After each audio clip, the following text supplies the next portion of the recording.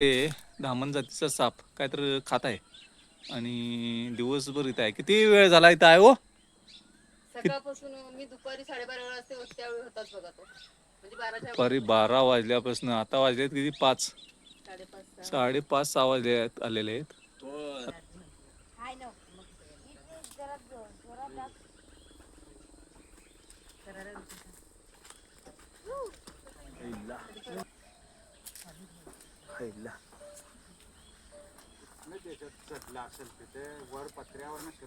अजून लांब आहे वाटतं ते. मग लांब आहे, लई धामी लांब आहे ती. नेहमी आमच्या शेतात असते ती सुद्धा.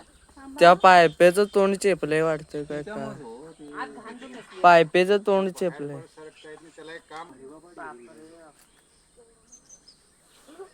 प्रॉब्लेम कसा होतोय ते जखम झाली की मागच्या 1-2 वर्षापूर्वी असंच मेलेलं आहे सेम. थोडा गेला आत आणि त्याला बाहेर येता येणार नाही, पुढे जाता येणार नाही.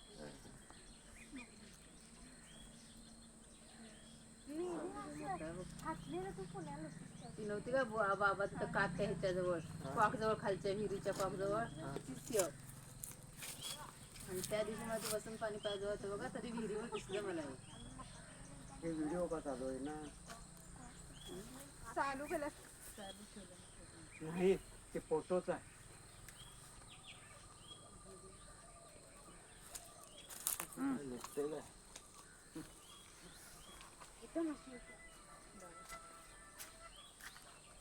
तर ते प्रयत्न करून यायला पाहिजे बाई, पडून चालत नाही. वळून केलं की जखम होणार. नाही, बाहेर आहे नाही येणं झालं बाहेर.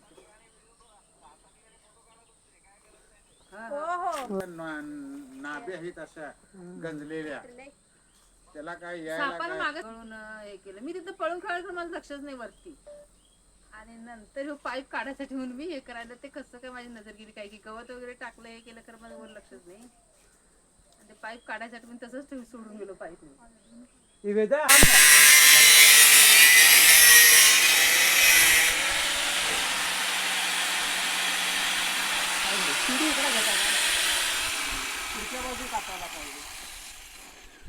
काय हे थांब हे जरा धरा. आणि आज टाकले असणार हो, पाईप टाकून पाईप कट करा. आज टाकी दिसायला लागली, हा पाईप मागं ओढा. गवतात जाईल त्याला पुढे झालंय, गवतात कुठं जाते ते सोडणार नाही ना ते खाली. चावी कुणाकडे आहे?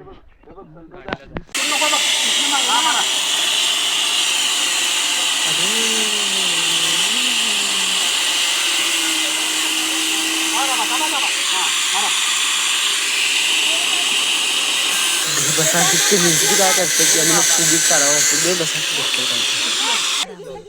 जाऊ दे, थांबा पुढे. आज झाले ना जाऊ दे. बाहेर पडतंय का बस आता? तिकडे जाईल आज शिरा आमच्या ह्याच्यात. काय एवढा तर धरणारे आले. हलू नका, तुम्ही शांत उभा. गेले, तोंड बाहेर काढलंय त्यानं तिकडनं. काढले एवढं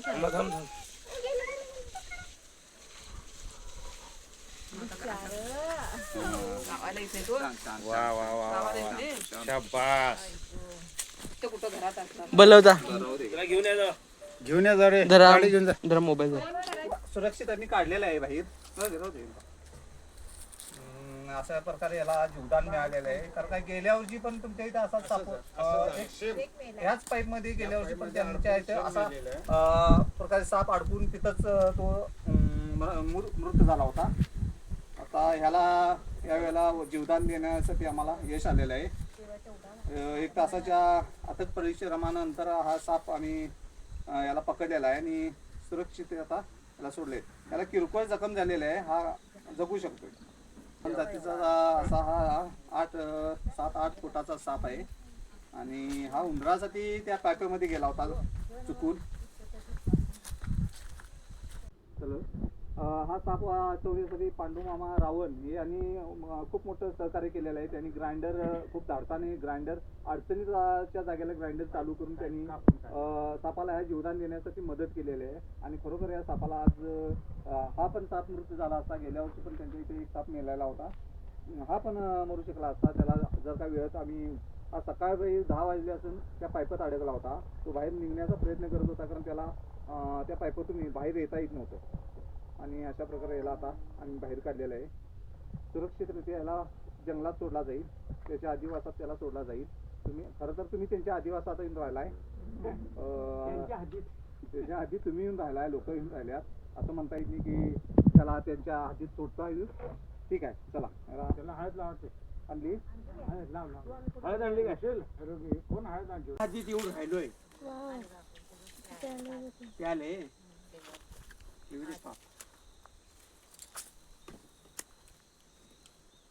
ते कुठं काय खाल्लेलं काय फुगलं दिसेना. खायला नाही काय ते तसंच शरीर. ते कसं झालं, ते नोब मागे राहते ना अशी, त्याच्यात ते अडकलं चमडं, त्याच्यामुळे त्याला मागं सरकता येईना. तर ते असं जरा उलट लय जरासंच घेतं सगळं आणि जरा घाल आणि जरा घाल त्या साईड नाही बघा अजून.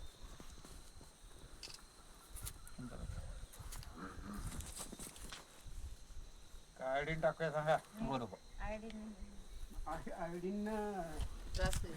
तुला हात पडेल ना.